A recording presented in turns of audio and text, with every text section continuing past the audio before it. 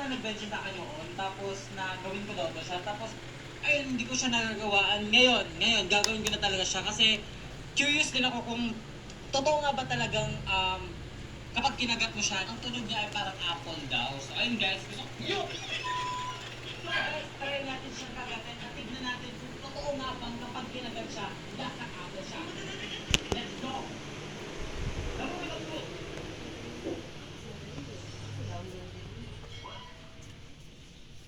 May sarili siyang app.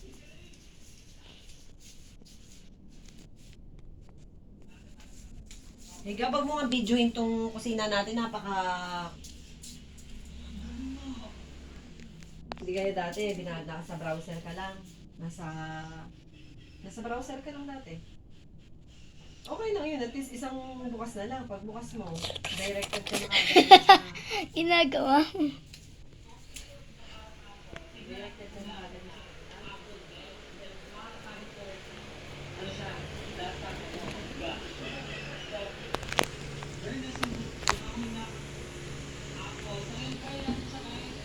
Lang kung ako matilig.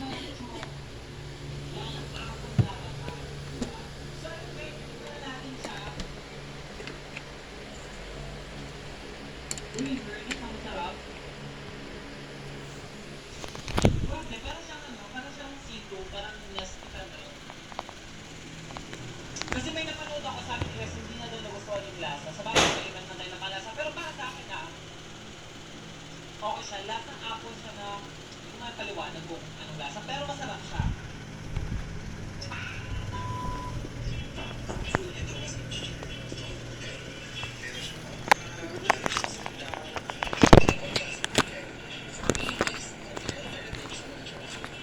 So guys, titikman natin siya kung talagang masarap siya. First step kung nakarinig ng dried vegetable o dried na gulay. Kasi nga parang sobrang weird niya lang. So ayun guys, titikman natin siya kung masarap pa. So ayun, bubuksan na natin siya.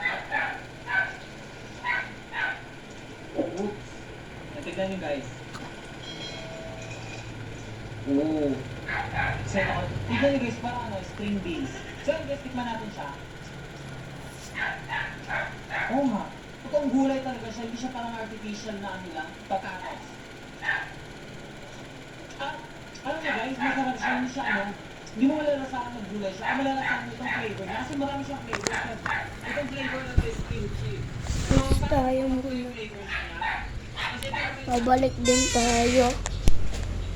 Ayan o, daming tae.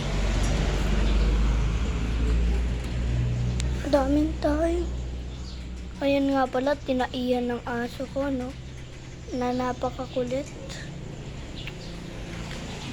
Tayo sa napakakulit. Ay, hindi ko masyado makulit. Babae siya. Babae siya eh.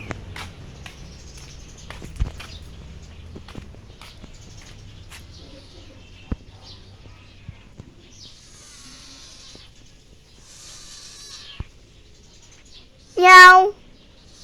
Meow! Butapang yung sunod. Ito naman yung tinaihan yung nako. So, paglaro ka muna sa kanila.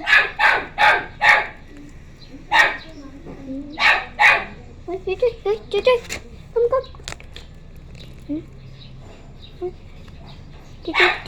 Chuchoy! Ayan nga pala siya, no?